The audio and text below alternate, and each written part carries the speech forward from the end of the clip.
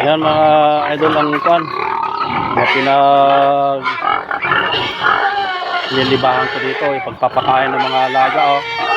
Mga manok, baboy, post, ay nauna nang napakain yung mga kambing, mga mahilig mag-alaga kasi idol kaya ang daming mga manok.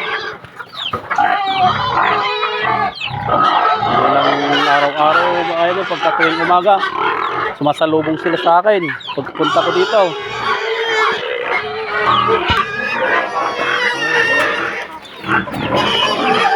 Wala pa yung iba, gumala na yung mga iba.